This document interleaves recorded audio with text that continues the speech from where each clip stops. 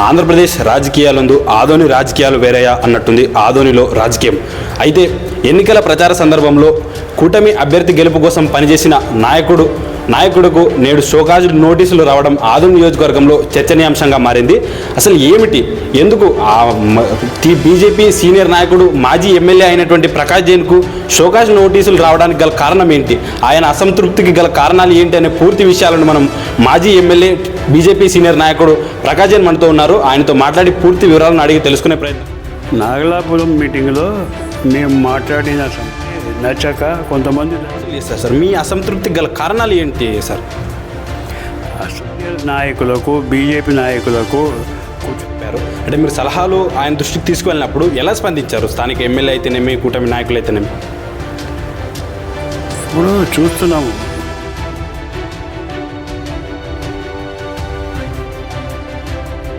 చెప్పి నా అభిప్రాయం. సరే, ఇప్పుడు మీరు అంటున్నారు అంటే ఆయన ఒక్కడే ఉన్నట్టు అని చెప్పి మాట్లాడతారు. అంటే ఇప్పుడు నియోజకవర్గంలో బీజేపీలో అంటే ఏకచక్రాధిపత్యంగా వ్యవహరిస్తున్నట్టు మీరు భావిస్తున్నారు సార్? అంటే ఇప్పుడు నేను ఆ రకంగా మాట్లాడితే ఆయన అంటే కూటమి నాయకులందరూ కలిపి గెలిపించామంటున్నారు. కానీ పలు మీడియా ముఖంగా మాట్లాడుతూ నాయకులు ఓడించడానికి ప్రయత్నం చేశారు తప్పితే గెలిపించడానికి ప్రయత్నం చేయలేదు, ఇక్కడ స్వచ్ఛందంగా ప్రజలు గెలిపించారని చెప్పేసి పలు సందర్భాల్లో మాట్లాడిన మాధ్యమాల్లో మనం చూస్తూనే ఉన్నాం. ఈ పరిణామాన్ని ఎలా చూస్తారు మీరు? ప్రజలు గెలిపించారు అంటే కార్యకర్తగా అంటున్నారు సార్. అంటే బీజేపీ కార్యకర్తగా అంటే ఈ బీజేపీ కార్యకర్తల్లోనే అంటే సంయమనం పాటించడం లేదని చెప్పేసి ఒక చర్చ జరుగుతుంది సార్. ఏం చెప్తారు ఈ చర్చకు? ఇప్పుడు బీజేపీకి సంబంధించిన ఆదోని నియోజకవర్గంలో అభివృద్ధి మీద దృష్టి పెట్టాల్సిన నాయకులే నేడు బహిరంగంగా మాట్లాడుతున్నారు సార్. ఈ పరిణామాలన్నీ ఎలా చూడొచ్చు అంటారు? ఆయన దృష్టి మేజర్ సమస్యలు ఉన్నాయి. ఇప్పుడు మనకి ప్రధానంగా ఈ పశ్చిమ ప్రాంతం మీరు అభివృద్ధి గురించి చెప్పారు సార్. అయితే ఆదోని నియోజకవర్గంలో ఒక చర్చ జరుగుతుంది, 60-40 అనే ఒక చర్చ జరుగుతుంది సార్. ఈ చర్చ మీద మీ ఏం చెప్తారు సార్? ఇప్పుడు 10 సంవత్సరాల కింద అందుకే ఓపెన్ నగ్న సత్యం ఉంది. తెలుగుదేశం వాళ్ళు చేసినారు, వైసీపీ వాళ్ళు చేసినారు అని మాజీ ఎమ్మెల్యే అయినటువంటి ప్రకాష్ జైన్ సమర్థిస్తారా, వ్యతిరేకిస్తారా? 60-40 అనేది కాంట్రాక్ట్ చేసుకుంటున్నారు, ఎవరు ఏం చేసుకుంటున్నారు. చివరిగా అంటే ఆదోని నియోజకవర్గ పరిణామాల దృష్టి అయితేనేమి, బీజేపీ కార్యకర్తలు అయితేనేమి ప్రజలను ఉద్దేశించి ఏం చెప్పబోతున్నారు సార్? చివరిగా ఇచ్చినంత మాత్రం కాదు, పోయినాయి, రైతు నష్టపోతున్నాడు నుంచి ఏ పదవి ఆశించలేని వ్యక్తిని మన మీటింగ్లో కూడా ఆయన ఆ రకంగా మాట్లాడకూడదు. ఆయన గాజులు వేసుకోండి.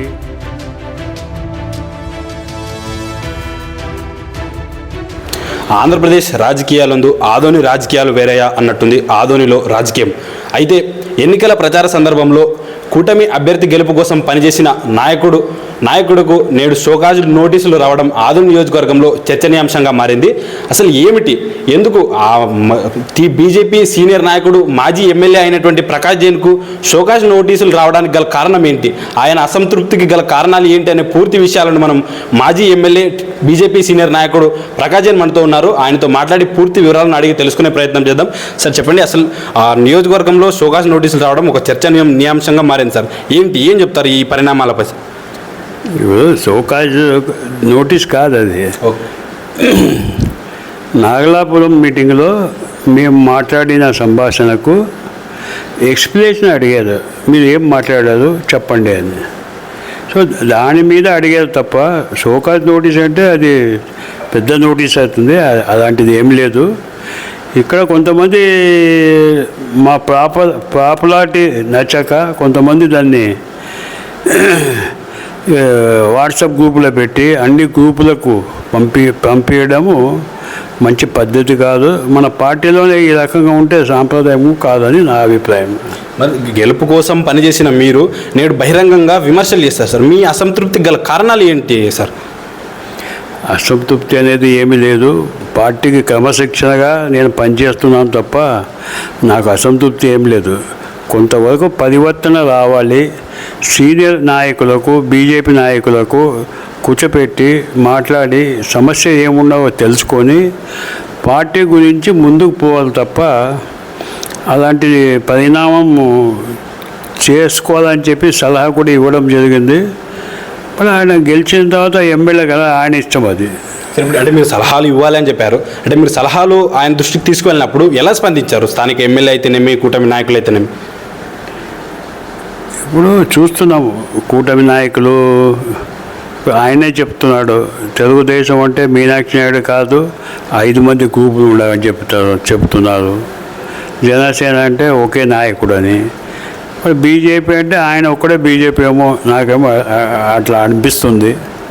బీజేపీ అంటే అందరూ కలిస్తే బీజేపీ అంత తప్ప, ఆయన శాసనసభ్యుడు, ఒక పార్టీ గుర్తించి ఆయనకు ఎమ్మెల్యే టికెట్ ఇచ్చారు. అంతేగాని అందరినీ పార్టీ వాళ్ళందరినీ కూర్చోబెట్టి శాసించే పని ఏమి ఇవ్వలే ఆయనకి. పార్టీ నియమాలకు ఉంటుంది, పార్టీ ఒక పద్ధతి ఉంటుంది, పార్టీ పద్ధతి ప్రకారం పోవాలా, పార్టీ క్రమశిక్షణ ఉంటుంది. మా పార్టీ ఈ ఒక ఆధ్వర్యంలో కాదు, ఇది ఆల్ ఇండియా లెవెల్ పార్టీ. ఇది ఏదో కేవలం ప్రాంతీయ పార్టీ ఏదో ఇది కాదు అనే విషయం కాదు, ఇది ఆల్ ఇండియా పార్టీ. ఇది ఉన్నప్పుడు ఆయన శాసనసభ్యులు అర్థం చేసుకుంటారని చెప్పి నా అభిప్రాయం.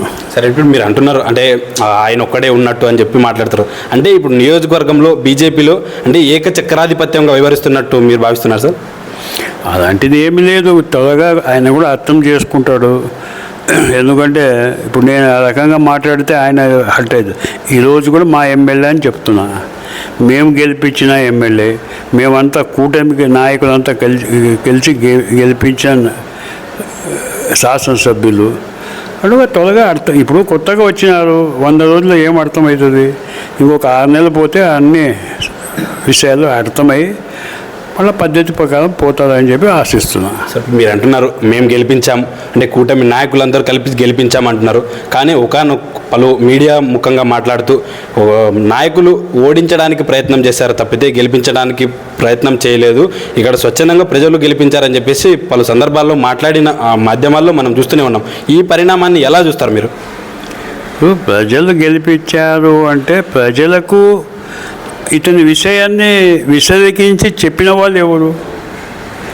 మేము చెప్పాము, కూటమి నాయకులు చెప్పాము. ఆయన పాత్రసారథి, ఒక మంచి డాక్టరు, మనకి మంచిగా పనిచేస్తారు, మనకి 3వ వ్యక్తి కావాలా, కొత్త వ్యక్తి కావాలా అనే ఒక అభిప్రాయంతో మేము మా యొక్క సంభాషణలో ప్రజల్ని మళ్ళీ ఇచ్చే ప్రయత్నం చేసినాం. సో అది ప్రజలు గెలిపించారు, కార్యకర్తలు గెలిపించారు. మేము కూడా ఒక కార్యకర్త కదా. ఇప్పుడు కార్యకర్తలు గెలిపించినప్పుడు మేము ఒక కార్యకర్తనే. సో మా కార్యకర్తలు, కూటమి కార్యకర్తలు అందరూ కలిసి ఆయన గెలిపించారు. ప్రజలు మేము చెప్పిన దానికి ప్రజలు నమ్మారు. ఈరోజు వర్షం వస్తుంది, వర్షం వచ్చి నీళ్ళు వృధాకపోతే ఆనకట్ట కడితే కదా నీళ్ళు నిలబడేది. ఏదైనా కానీ చెక్ డ్యాము ఏదైనా కడితే కదా నీళ్ళు నిలబడేది. ఇప్పుడు ప్రజల్లో ఒక భావన ఉండదు, ప్రజలకు మేము చెక్ డ్యామ్ మాదిరిగా పనిచేసినాము. ఆ ప్రజల్ని ఆకట్టుకుని ఆయన పక్క మళ్ళీ ఇచ్చినాం, ప్రజలు గెలిపించారు. మా యొక్క కృషి, ప్రజల యొక్క మార్పు ఇవన్నీ కలిసి వచ్చినాయి. అంటే ఇప్పుడు మీరు బీజేపీ కార్యకర్తగా అంటున్నారు సార్, అంటే బీజేపీ కార్యకర్తగా అంటే ఈ బీజేపీ కార్యకర్తల్లోనే అంటే సంయమనం పాటించడం లేదని చెప్పేసి ఒక చర్చ జరుగుతుంది సార్, ఏం చెప్తారు ఈ చర్చకు? ఇప్పుడు ప్రతి కార్యకర్తని అర్థం చేసుకోవడానికి టైం పడుతుంది. ఎందుకంటే ఒక్కొక్క కార్యకర్త ఒక్కొక్క అభిప్రాయం మీద ఉంటారు. ఒక బీజేపీకి సంబంధించిన నాయకులు ఒక్కొక్కరు ఒక అభిప్రాయం వెలిపిస్తారు. అవన్నీ ఆయన అవగాహన చేసుకోవాలి. శాసనసభ్యులు అంటే ఏమి, అందరి అవగాహన చేసుకొని ఆకట్టుకొని ఎవరికి ఏం జవాబు చెప్పాలో ఆయన చెప్తాడు. తప్పకుండా రాబోయే రోజుల్లో ఆయనే చెప్తాడు. ఆదోని నియోజకవర్గంలో అభివృద్ధి మీద దృష్టి పెట్టాల్సిన నాయకులే నేడు బహిరంగంగా మాట్లాడుతున్నారు సార్. ఈ పరిణామాలన్నీ ఎలా చూడొచ్చు అంటారు? ఆయన దృష్టిలో అభివృద్ధి చేయాలనేది చాలా ఉన్నాయి చేయవలసినవి. ఇప్పుడు మేజర్గా వార్డులో చిన్న సమస్యలు వస్తాయి, డ్రైనేజ్ సమస్యలు వస్తాయి.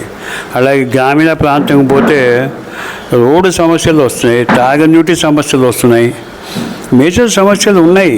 ఇప్పుడు మనకి ప్రధానంగా ఈ పశ్చిమ ప్రాంతంలో మనకు ఎల్ఎల్సి రావాలి, అలాగే గుండెరేవు ప్రాజెక్టు రావాలి, అలాగే హంద్రీ ప్రాజెక్టుని అభివృద్ధి చేసుకోవాలి, ఆధోనిని ఇండస్ట్రీ వైజ్గా డెవలప్ చేయాలి, ఉద్యోగస్తుల అవకాశం కల్పించడానికి కృషి చేయాలి. కేంద్ర ప్రభుత్వం మనకు ఉంది.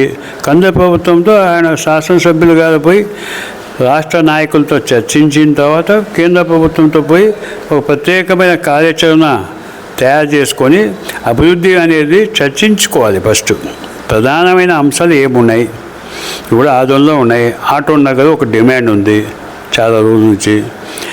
బైపాస్ అనేది ఒకటి ఉంది, సరే బైపాస్ స్టార్ట్ అయింది. అలాగే మెడికల్ కాలేజ్ అనేది స్టార్ట్ చేసినారు. మెడికల్ కాలేజ్ కూడా దాని గురించి ఒక అవగాహన తీసుకోవాలి. ఏ రకంగా తీసుకుపోవాలి, ప్రభుత్వ పరంగా తీసుకుపోవాలా, ప్రైవేట్ పరంగా తీసుకుపోవాలా అనేది చూసుకోవాలి. అలాగే ఆదోళనలో 300 బెడ్ హాస్పిటల్ అవసరం ఉంది. ఆయన డాక్టర్ కనుక ఆయనకి త్వరగా అర్థమవుతుంది. కనుక ఆదోళనలో 300 బెడ్ హాస్పిటల్ ఎందుకు అడుగుతున్నారంటే ప్రజలు ఇక్కడ నుంచి ఏదైనా జరిగితే 100 కిలోమీటర్ కర్నూలు పోయే లోపల ప్రాణ అరచేతిలో పెట్టుకున్నట్లు ఉంటుంది. కనుక మెడికల్ కాలేజ్ వచ్చింది. మెడికల్ కాలేజ్ వచ్చిందంటే 300 బెడ్ హాస్పిటల్ వస్తుంది. ఒక స్పెషలైజ్డ్ హాస్పిటల్స్ తీసుకురావాలి. అలాగే డ్రింకింగ్ వాటర్ ఉంది. ఈ ఊళ్ళో 3 డేస్కో 5 డేస్కో నీళ్ళు వస్తున్నాయి. ఆల్టర్నేట్ ఇంకొక ట్యాంక్ అవసరం ఉంది.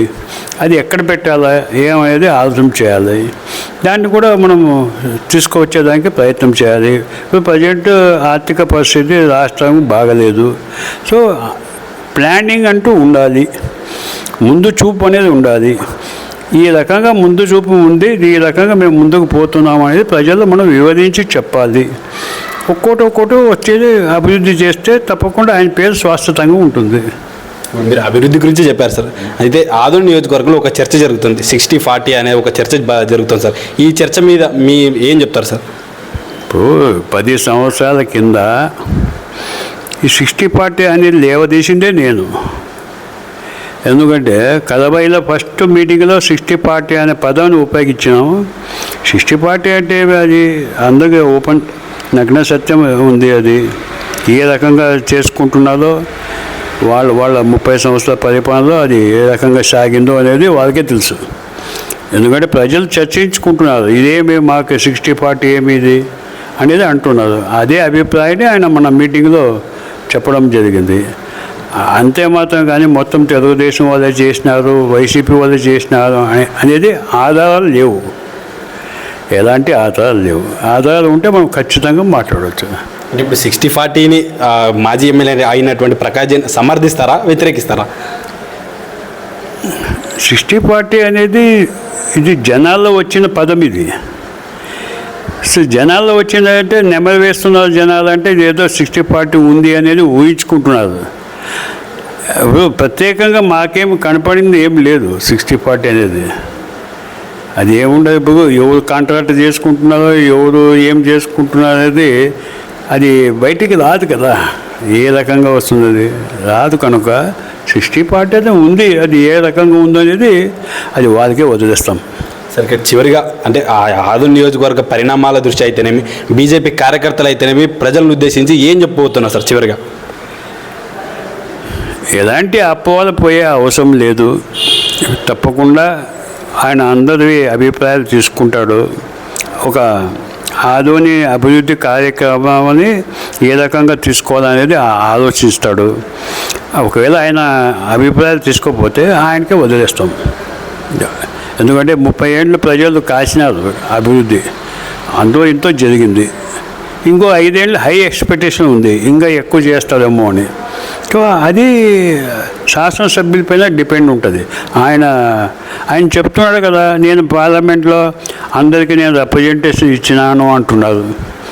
రిప్రజెంటేషన్ ఇచ్చినంత మాత్రం కాదు, దాన్ని ఎంట పడాలి, దానికి పైరవ్ చేయాలి, దానికి ఒక బడ్జెట్ క్రియేట్ చేయాలి. నా అనుభవంలో చెప్తున్నా, బడ్జెట్ ఏది కూడా బడ్జెట్ లేదే జరగదు. ఇప్పుడు ఇటీవలే మార్కెట్ యాడ్ ఉంది. రైతులు సరుకు తీసుకొచ్చారు, అకాల వర్షం వచ్చింది. రైతులు అక్కడ సరైన వసతులు లేవు. వసతులు లేనప్పుడు రైతులు ఆ వర్షంలో శనక్కాయలు బయట వేసినప్పుడు కొన్ని కొట్టుకుపోయినాయి. రైతు నష్టపోతున్నాడు. ఒకవేళ సరుకు తీసుకొచ్చిన మార్కెట్ కమిటీలో రైతులకు ఇన్సూరెన్స్ ఉందా లేదా? ఒకవేళ టెండర్ కాక ఉంటే అది మార్కెట్ యార్డ్లో వచ్చినప్పుడు మార్కెట్ కమిటీ వాళ్ళు లుక్ ఆఫ్టర్ అది. దానికి సరైన టార్పల్ వేయడము, దానికి సరైన వసతి కల్పించడం అనేది మార్కెట్ యార్డ్ది. ఎందుకంటే దే ఆర్ కలెక్టింగ్ చెస్ చేసినప్పుడు ప్రధానంగా రైతులకు వసతి కల్పించాలి.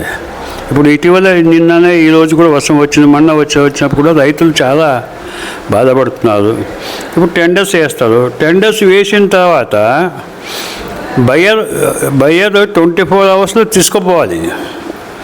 తీసుకుపోకుండా 2 రోజులు ఆడే ఉంటే రేపు వర్షం వస్తే అది ఎవరు బాధ్యత? అది టెండర్ అయిపోయిన తర్వాత రైతుకు సంబంధమా, అది బయ్యర్కి సంబంధమా, లేకపోతే ఆ అంగడి ఏజెంట్కి సంబంధమా?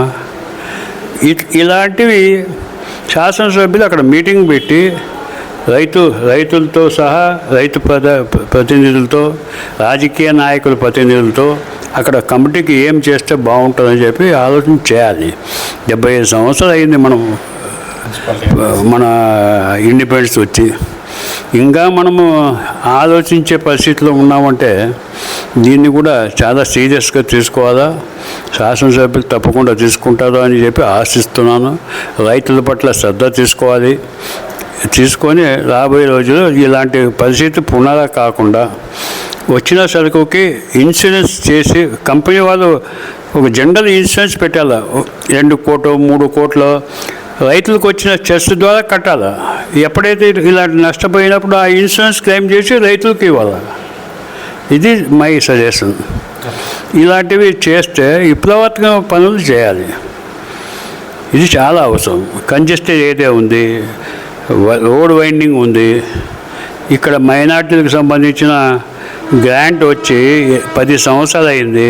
బిల్డింగులు కట్టినారు. Junior college, boys hostel, girls hostel, ITI college వచ్చి 10 సంవత్సరాలు కేంద్ర ప్రభుత్వం డబ్బులు ఇచ్చింది.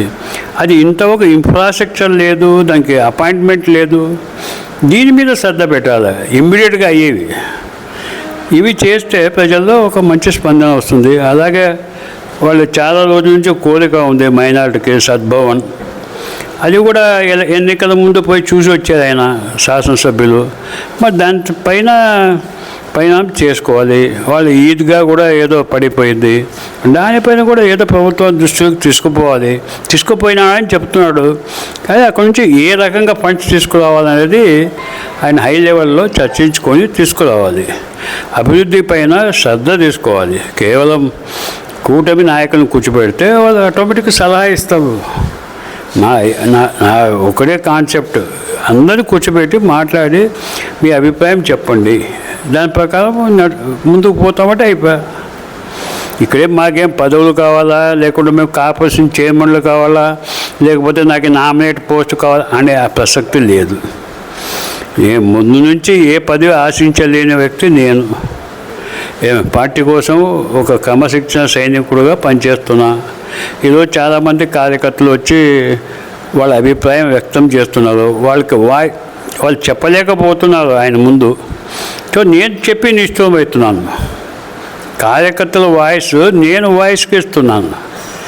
ఇప్పుడు మన మీటింగ్లో కూడా ఆయన ఏ రకంగా ఆ రకంగా మాట్లాడకూడదు. ఆయన గాజులు వేసుకోండి అంటే ఏంటి అది? ఏమనుకుంటున్నారు కార్యకర్తలు అంటే? నువ్వు కూడా కార్యకర్త కదా. అదే సంభాషణ నీకు ఇవ్వడం చేస్తే నువ్వు ఎట్లా ఫీల్ అవుతావు? నువ్వు ఏమనుకుని కార్యకర్తలకి గాజులు వేసుకో అని చెప్తున్నావు? ఇది ఆ వర్డ్ విత్డ్రా చేసుకోవాలా? అది అపాలజీ కూడా అడగాల మా కార్యకర్తలకి. This my demand. ఓకే, ఇది ఆ మాజీ ఎమ్మెల్యే ప్రకాష్ జైన్ మాట్లాడుతూ తనకు వచ్చినటువంటి షోకాజ్ నోటులు కేవలం ఒక క్రమశిక్షణ చర్యల కొరకు వచ్చిన తప్పితే ఎలాంటి ఇబ్బంది లేదని, తాను ఒక కరుడుగట్టిన ఒక కార్యకర్తనని, పార్టీ కోసం ఈయన పార్టీలో జాయిన్ అయి కొన్ని సంవత్సరాలైనా నేటికి ఒక పదవి ఆశించలేదని, పార్టీ కోసం సిద్ధాంతం కోసం పనిచేస్తున్నట్టు ఆయన తెలుపుతున్నారు. అలాగే ఆదోని నియోజకవర్గంలో తాజా పరిణామాలపై ఎమ్మెల్యే ఒంటెద్దు పోకడతో వెళ్లకుండా ఈ యొక్క నియోజకవర్గంలో ఉన్నటువంటి పెద్దలు, ఆ కూటమి నాయకుల సలహాలు సూచనలతో ఆదోని అభివృద్ధి కొరకు తోడ్పడాలని కొనసాగించాలని చెప్తున్నారు. అలాగే ఆదోని నియోజకవర్గంలో 60-40కి సంబంధించి మొదటగా దాన్ని ప్రస్తావించిందే నేనని, ఆదోని నియోజకవర్గంలో 60-40 గురించి ఆధారం లేకుండా అనవసర విమర్శలు మంచిదిగా అని చెప్పేసి ఆయన మాట్లాడుతున్నారు. ఇక ఆదోని నియోజకవర్గంలో ఉన్నటువంటి బీజేపీ కార్యకర్తల గురించి తక్కువ చేసి మాట్లాడడం మంచి పద్ధతి కాదని, కార్యకర్తలకు గౌరవం ఇస్తేనే ఆ యొక్క పార్టీని సంస్థాగతంగా బలపరుస్తారని చెప్పేసి ఆయన మాట్లాడుతున్నారు. కెమెరా పర్సన్ వినేష్తో ముని, వీక్షణ టీవీ.